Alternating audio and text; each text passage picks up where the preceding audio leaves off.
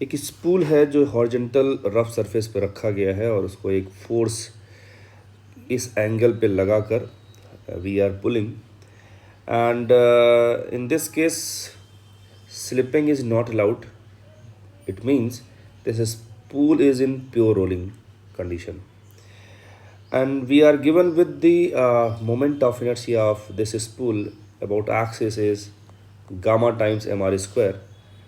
और एक क्वेश्चन में क्या पूछना चाह रहा है, दो पार्ट हैं क्वेश्चन के, कि the projection of the acceleration vector of the spool axis on the x axis.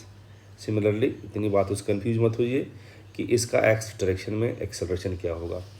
Then second part is the work performed by the force F during the first t second after the beginning of the motion.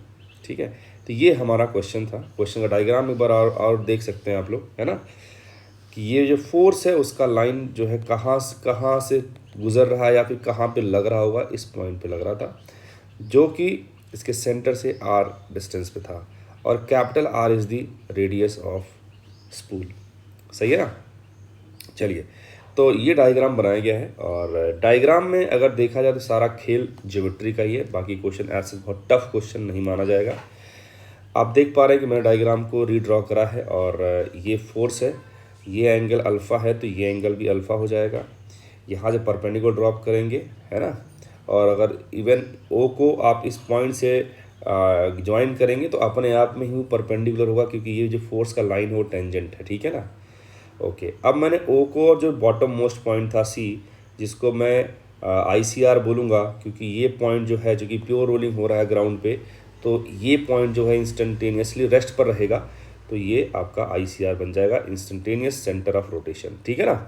तो ओ और सी को join किया हमने ऐसे, तो ये angle अगर alpha है तो ये वाला एंगल भी क्या हो जाएगा, अल्फ़ा हो जाएगा. सिंपल है. इन दोनों लाइंस के बीच में एंगल अल्फ़ा है, तो इन दोनों लाइंस के परपेंडिकुलर के बीच में भी एंगल क्या आएगा, अल्फ़ा ही आएगा. सही बात है. ओके, फिर मैंने जो है इस लाइन के पैरेलल एक लाइन सी से होता हुआ CP ड्रॉ कर दिया ऐसे, क्योंकि मुझे ज्योमेट्री से इनका यूज़ लेना है. तो ऐसा क्यों हो रहा है, क्योंकि जो फोर्स है, मुझे टॉर्क निकालना है सी के अबाउट, तो फोर्स से परपेंडिकुलर डिस्टेंस चाहिए. तो फोर्स से परपेंडिकुलर डिस्टेंस के लिए मुझे इस लाइन पर यहाँ से परपेंडिकुलर ड्रॉप करना पड़ेगा. That is we have to figure out CM. ठीक है ना. तो CM के लिए ही मैंने यहाँ पर ये लाइन जो है ड्रॉप ऐसे ड्रॉ करी है इस सीट OT लाइन के पैरेलल. ठीक है. ये अब बस ज्योमेट्री का ही रोल रह गया, निकालते हैं.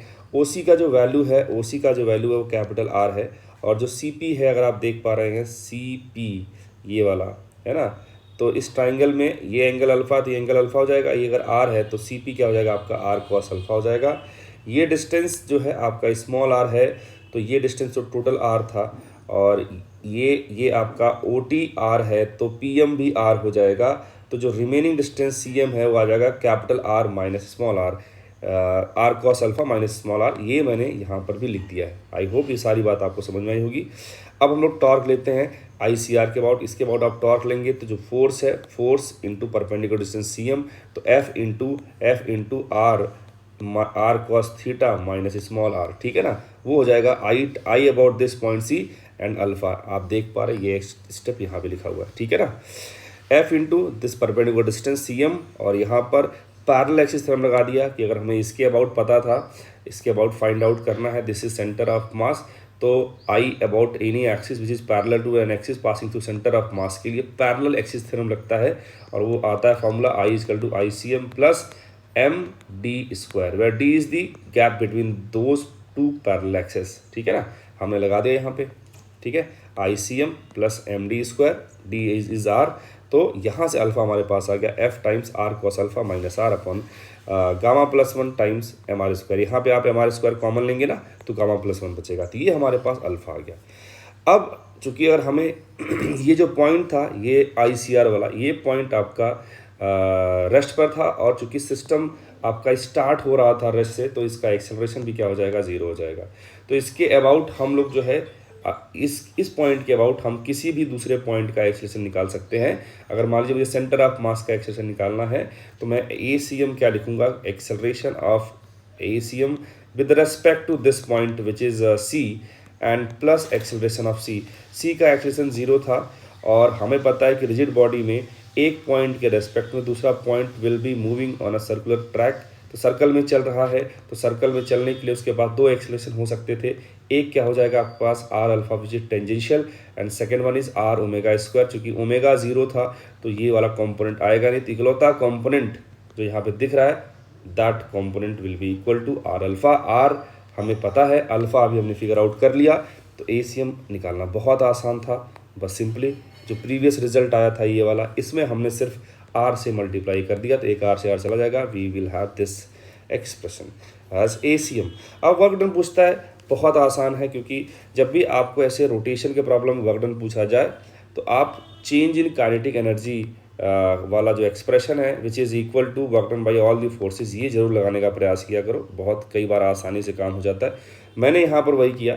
इस पूरे क्वेश्चन में आप अगर देखेंगे नॉर्मल लग रहा था और mg लग रहा था और फ्रिक्शन लग रहा था और ये फोर्स लग रहा था जो इधर कहीं से गुजर रहा था। सही बात है ना?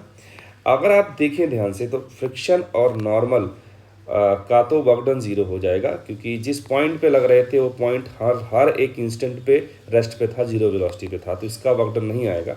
और mg का भी नहीं आएगा, क्योंकि इसका जो डिस्प्लेसमेंट है पार्टिकल या फिर आप कह सकते हैं centre of mass which is moving along x axis and this is in vertical direction, and angle between displacement vector and mg vector is always 90 degree, so we can say work done by mg is again 0। तो इकलौता force which is doing some work is this external force F।